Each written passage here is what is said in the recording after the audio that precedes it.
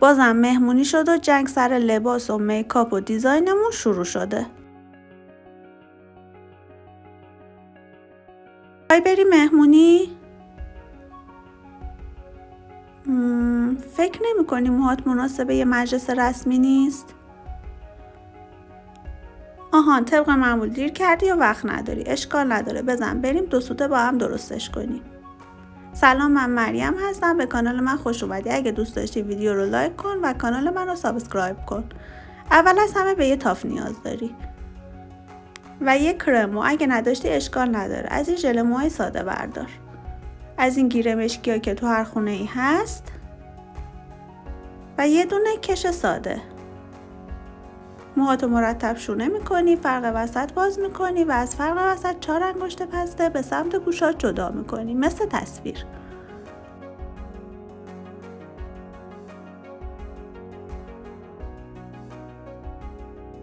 موهاتو محکم بالا با کش به صورت دومسبی میبندی. دومسبی تو به 2 قسمت مساوی تقسیم میکنی.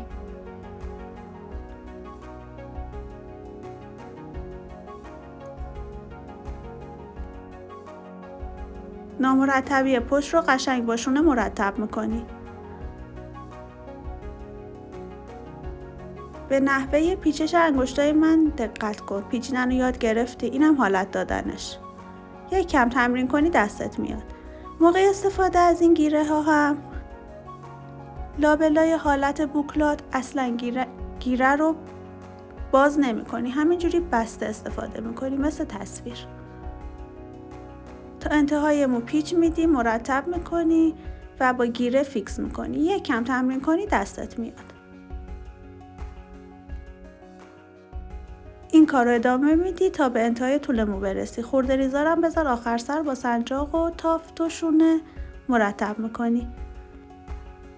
بعد از اینکه پشت مو رو کامل پیچ دادی همه قسمتاشو، جلوی موهاتو یه فرق کج باز میکنی و مثل تصویر پوش میدی.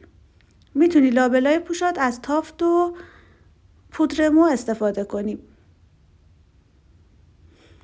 بغل موهاتم پوش میدی به سمت عقب و با گیره زیر بوکلات فیکس میکنی. میتونی ادامهش رو زیر بوکلات پنهون کنی و یا به صورت آویز بذاری باز بمونه. کنار موهاتم درست میکنی و یه تافت و یه شونه. تموم شد. مهمونی